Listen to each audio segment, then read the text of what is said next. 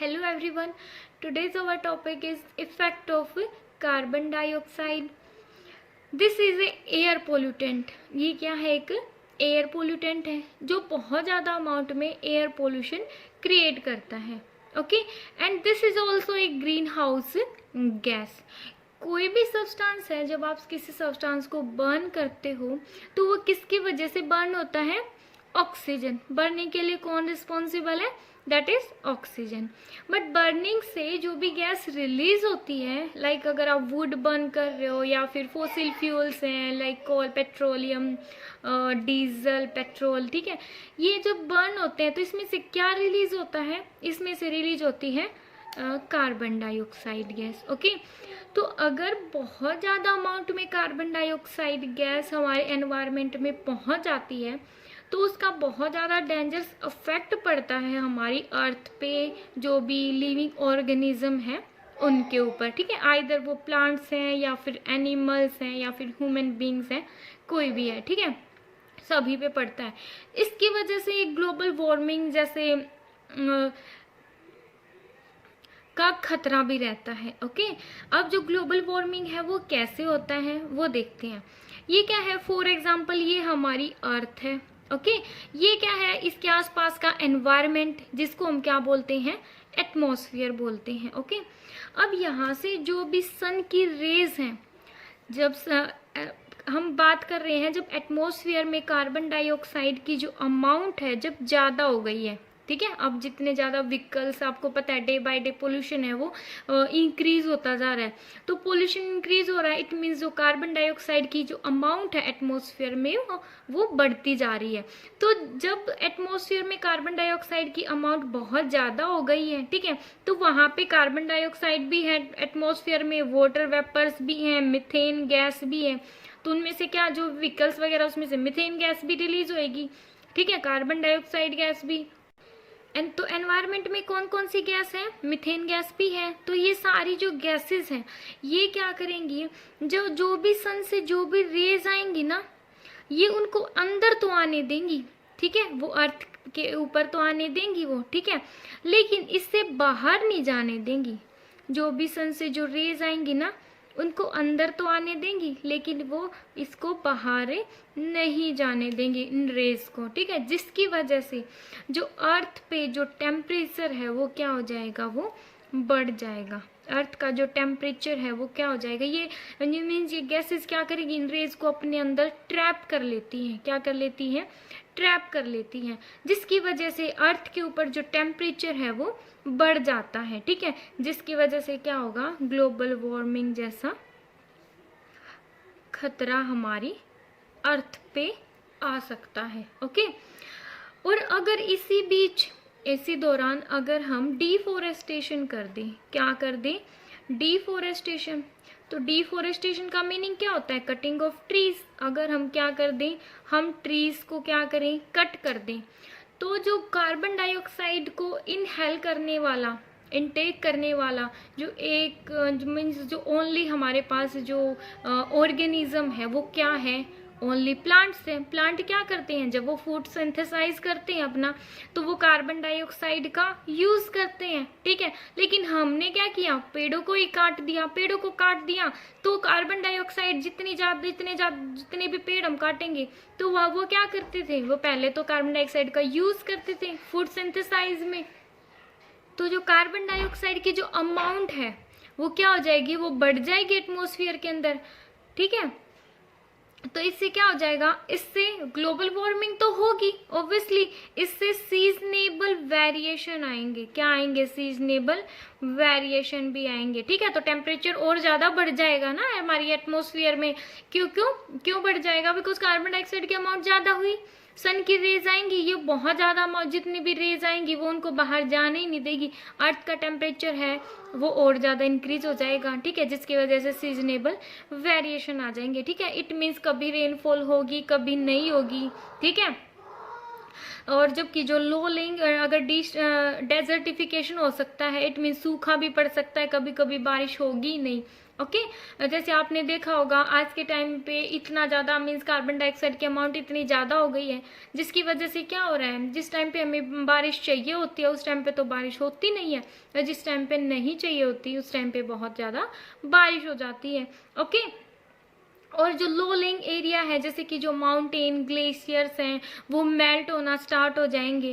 Okay जब अगर ये ग्लेशियर माउंटेन्स हैं वो मेल्ट हो गए तो वहाँ से क्या हो जाएगा, वहाँ से जो मेल्ट हो के जो पानी है वो सी में चला जाएगा। सी में अगर पानी गया तो सी का जो लेवल है क्या हो जाएगा, सी लेवल इंक्रीज हो जाएगा। सी लेवल क्या हो जाएगा, इंक्रीज हो जाएगा, जिसकी वजह से जो लो लेइंग एरिया है इट मीन जो सी है समुद्र के आसपास के जो भी क्षेत्र हैं एरिया हैं वो क्या हो जाएंगे, वो डूब जाएंगे। ठीक है वहाँ पे पानी भर जाएगा उनके घरों के अंदर। ओके आज के टाइम में 50 से ज़्यादा ऐसी कंट्रीज़ हैं जिनमें ग्लोबल वार्मिंग का खतरा सबसे ज़्यादा है। ठीक है मीन्स ग्लोबल वार्मिंग की वजह से उनमें डूबने का खतरा सबसे ज़्यादा है। ठीक है तो ये सब कुछ किसकी वजह से होता है, कार्बन डाइऑक्साइड की वजह से। तो इसलिए हमें क्या करना चाहिए, हम इसका अल्टरनेट ढूंढ रहे हैं ना, कार्बन डाइऑक्साइड है इसकी जगह पे हम एलपीजी सीएनजी इन गैसेस का यूज कर रहे हैं। ओके वुड की जगह पे हम किचन में जो एलपीजी है सिलेंडर में कौन सी गैस फिल होती है, एलपीजी, हम उसका यूज कर रहे हैं। आजकल सीएनजी की बसेस चली हुई हैं।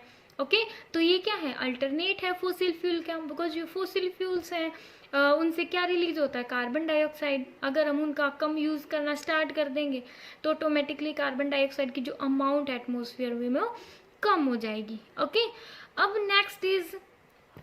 नेक्स्ट हम करेंगे जो भी एयर पोल्यूटेंट है like nitrogen dioxide and sulphur dioxide. Okay ये कैसी गैसेस हैं, ये क्योस करती हैं एसिड रेन। क्या क्योस करती हैं, एसिड रेन। एसिड रेन कौन कैसी रेन, इट मीन जो बारिश होते हैं ना उसमें एसिड की अमाउंट ज़्यादा होती है। ठीक है जिसका सबसे ज़्यादा डेंजरस इफेक्ट होता है हमारे एनिमल्स पे और प्लांट पे और इनडायरेक्टली ह्यूमन बीइंग के ऊपर। कैसे, जब ये जो गैसेस हैं, जब ये गैसेस हैं ये क्या है, एनवायरनमेंट में है। ठीक है क्लाउड के साथ ये क्या करती हैं, मिक्स हो जाती हैं। कैसे, ये क्या है हमारा क्लाउड है मान लो। ठीक है तो जो नाइट्रोजन डाइऑक्साइड या फिर सल्फर डाइऑक्साइड है, क्लाउड में क्या होता है मेनली वाटर ही तो होता है। ठीक है ये क्या करेंगी, ये वाटर के साथ मिक्स हो जाती हैं। ठीक है जिसकी वजह से जो नाइट्रोजन डाइऑक्साइड है, जो नाइट्रोजन डाइऑक्साइड अगर वाटर के साथ मिक्स होती है तो वो बनाती है नाइट्रिक एसिड। क्या बनाती है, वो नाइट्रिक एसिड फॉर्म करती है। ठीक है जिसका फॉर्मूला है HNO3। अगर सल्फर डाइऑक्साइड वाटर के साथ मीन्स हम किसकी बात कर रहे हैं, क्लाउड से जो बारिश आ रही है ना, ठीक है जो रेनफॉल हो रहा है, जब ये उसके साथ मिक्स होती है एनवायरनमेंट में तो प्रेजेंट है। ठीक है मिक्स होएगा तो ये क्या फॉर्म होएगा, सल्फ्यूरिक एसिड। हम इसको क्या बोलते हैं, इसका फॉर्मूला है H2SO4 सल्फ्यूरिक एसिड। ओके और जब ये एसिड है जब रेन आती है तो जो रेन में इन एसिड की जो कंसंट्रेशन है, जब रेन आएगी तो उस रेन में इन एसिड की कंसंट्रेशन क्या हो जाएगी,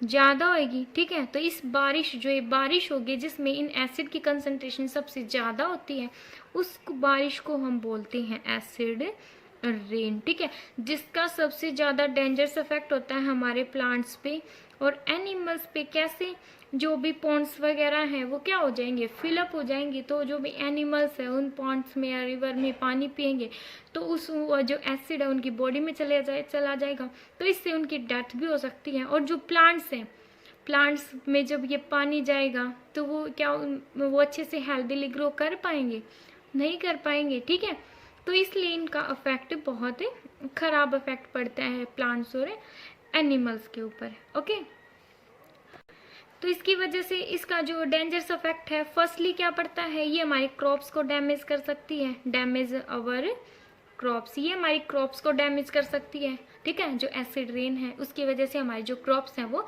खराब हो सकती हैं, ठीक है। इसकी वजह से हमारी बॉडी में स्किन डिजीज हो सकती है, स्किन डिजीज हो सकती है हमारी बॉडी में, ठीक है। थर्डली क्या हो सकता है, जो भी ताजमहल जैसे जो मोन्यूमेंट्स हैं, ठीक है, जो किससे बनते हैं, ताजमहल किससे बना है, कैल्शियम कार्बोनेट से, इसके ऊपर भी इसका बहुत बुरा प्रभाव पड़ सकता है, ठीक है। जैसे कि इचिंग वगैरह या फिर जो पिटिंग है, इस टाइप का इफेक्ट उसके ऊपर पड़ सकता है, ठीक है। इसका मतलब क्या है, उसमें स्मॉल स्मॉल क्या हो जाएंगे, हॉल्स हो जाएंगे, ठीक है, पैचेस से बन जाएंगे, धब्बे से आ जाएंगे उसके ऊपर, ताजमहल के ऊपर, ओके। तो इसका बहुत ज़्यादा डेंजरस इफेक्ट हमारे मोन्यूमेंट्स पे भी हो सकता है, हमारी खुद की हमारी बॉडी पे भी हो सकता है, और हमारी क्रॉप्स और एनिमल्स पे भी हो सकता है, ओके। अब नेक्स्ट इज क्लोरोफ्लोरोकार्बन, ये भी क्या है, एक एयर पोल्यूटेंट्स है, ओके। ये कहाँ पे इसका यूज होता है और इसकी वजह से इसका क्या इफेक्ट पड़ता है, ये हम देखेंगे, ठीक है। जैसे कि ये क्या है, हमारी अर्थ है, ये क्या हमारी अर्थ है, और ये क्या है, हमारी एटमॉस्फेयर। इसके जो आसपास का सराउंडिंग का जो एटमॉस्फेयर, जो भी एटमॉस्फेयर है उसको हम क्या बोलते हैं, सॉरी, जो एनवायरनमेंट है उसको हम क्या बोलते हैं, एटमॉस्फेयर, ओके। तो यहाँ पे क्या है, हमारी ओजोन लेयर, क्या है यहाँ पे हमारी, आपने सुना होगा, यहाँ क्या है, ओजोन लेयर है, ओके। ओजोन लेयर क्या करती है, ओजोन लेयर जो भी सन से जो भी harmful radiations like UV radiations हैं या फिर अदर जो भी हार्मफुल रेडिएशन सन से जो आती हैं, जो हमारे लिए कैंसरस भी हो सकती हैं, डेंजरस हो सकती हैं, ठीक है, ये क्या करती है, ओजोन लेयर उसको ट्रैप कर लेती है, ठीक है। क्या कर लेती है, अपने वो उसको अपने अंदर ट्रैप कर लेती है इन हार्मफुल रेडिएशंस को, और उनको अर्थ पे आने नहीं देती, समझ आए, ठीक है, उनको अर्थ पे आने नहीं देती, ठीक है, जिसकी वजह से हम यूवी रेडिएशन से बच जाते हैं, ओके। अगर यूवी रेडिएशन हमारी अर्थ पे आ गई तो हमें हमारी जो आईज है उसमें आई थिंक कैटरेक्ट्स नाम की बीमारी हो जाती है, ठीक है, जिसकी वजह से बोलते हैं ना आजकल बहुत कम एज में ही बच्चों के स्पेक्स लग जाते हैं उनकी, समझ आया, ठीक है। तो इसका लेकिन आज के टाइम पे जो भी हम CFC यूज़ कर रहे हैं, किस किस के अंदर यूज़ करते हैं, CFC यूज करते हैं रेफ्रिजरेटर्स के अंदर, और जो भी कूलेंट्स में जो भी कूलेंट्स जहाँ पे भी यूज़ होता है लाइक AC एयर कंडीशनर में, ठीक है, तो कहाँ इनका यूज़ होता है। तो ये जो CFC है ये क्या करती है, ये यूवी रेडिएशंस, सॉरी CFC क्या करती है, जो ये ओजोन लेयर है उसको डिप्लीट करती जा रही है, उसको वीक पतली बनाती जा रही है, ठीक है। तो यहाँ पे जो हमने पढ़ा था कि जो ओजोन लेयर है वो हमें प्रोटेक्ट करती है किससे, हार्मफुल रेडिएशन से, ठीक है। तो हम बोल सकते हैं कि जो ओजोन है, ozone is acting as a blanket, protective blanket, act as a protective blanket. किस तरह बिहेव करती है ओजोन, हमारे लिए एक प्रोटेक्टिव ब्लैंकेट की तरह बिहेव करती है। लेकिन जो कंटिन्यूसली यूज़ है का क्लोरोफ्लोरोकार्बन का, वो क्या होता जा रहा है, वो ये जो यूज़ है क्लोरोफ्लोरोकार्बन का, वो इस प्रोटेक्टिव जो ये ब्लैंकेट है, हमारी जो ओजोन लेयर है उसको डिप्लीट करता जा रहा है, उसको वीक करता जा रहा है, ठीक है, जिसकी वजह से इसका जो यूज़ है हमने आज के टाइम पे कम कर दिया है, ठीक है। और हम आज के टाइम पे जो कूलेंट्स की जगह पे और दूसरी गैसेस का यूज़ करते हैं, ठीक है, हमने इसका अल्टरनेट ढूंढ लिया है, ओके। बिकॉज क्यों ढूंढा, बिकॉज ये क्या हमारे लिए डेंजरस है, ठीक है, बिकॉज ये ओजोन लेयर को डिप्लीट करता जा रहा है, ओके।